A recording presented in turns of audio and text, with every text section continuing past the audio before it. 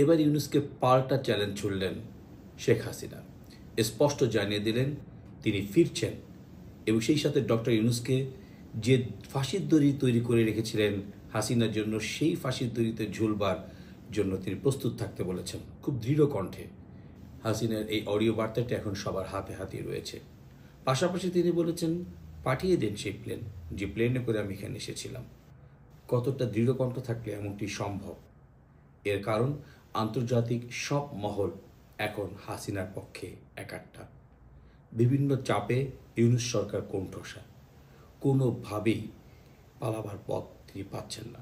ভারতের কোনো রকম আনুকূল্য নেই। তিনি যে ভারতের আকাশসীমা ব্যবহার করে বাইরে যাবেন তারও কোনো উপায় নেই। উনি যেটা মনে করছেন যে মায়ানমার চীনের সীমান্ত দিয়ে বাইরে যাবেন, ওনাকে তো রাশিয়ার আকাশসীমা ব্যবহার করতে হবে। সেখানেও বিপত্তি আছে, কারণ রাশিয়ার অনুমতি মিলবে না মধ্যপ্রাচ্যের কোনো আকাশসীমা ব্যবহারের। বরঞ্চ এই একটি চিন্তা এখন ইউনূস সরকার বেশ চিন্তিত। তিনি তাহলে যাবেনটা কোথায়? তাদের যেই এনসিপি বলেন, ছাগলের 3 নম্বর বাচ্চাদের দল বলেন, কোনো লাভ নেই। অর্থাৎ যেটি বলেছিল যে ডিসেম্বরে শেখ হাসিনা ফিরছেন, ডিসেম্বরে তিনি ফিরছেন।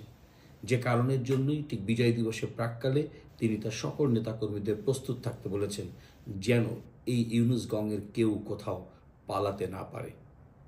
এতে গেল শেখ হাসিনার ফিরে আসা দৃঢ় আত্মপ্রত্যয়ী কণ্ঠ, যেটি নিশ্চিত করেছে ভারত সহ যুক্তরাষ্ট্র এবং ইউরোপীয় ইউনিয়নের সবাই। এবং একই কণ্ঠ, একই মত, শেখ হাসিনা ফিরছেন ডিসেম্বরেই, কোনোভাবে ভোট হবে না ফেব্রুয়ারিতে, এই ভোট বিলম্বিত হবে এবং সেই ভোটে আওয়ামী লীগ সহ সকল রাজনৈতিক দল অংশ নেবে।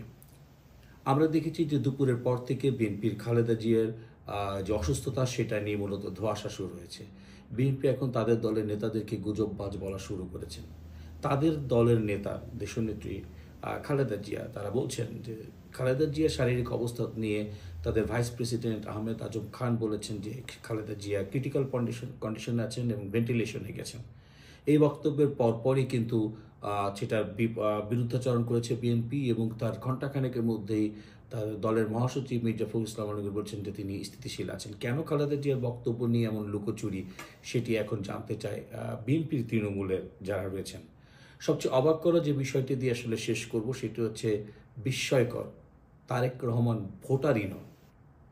তাহলে যে তারেক রহমান ভোটারই নন, সেই তারেক রহমান কি করে আগামীর যেই নির্বাচন ফেব্রুয়ারিতে, সেই নির্বাচনে অংশ নেবার স্বপ্ন দেখেন, উনি নিজের মনোনয়নপত্র ঘোষণা করেন? এটা কি জাতির সাথে তামাশা নন?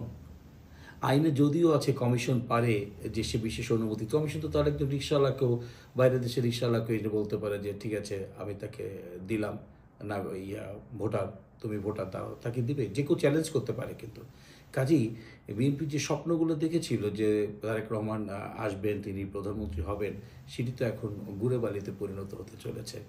এর কারণ দেখুন, স্বয়ং তারেক রহমানই তার দলের সঙ্গে কিন্তু তামাশা করলেন।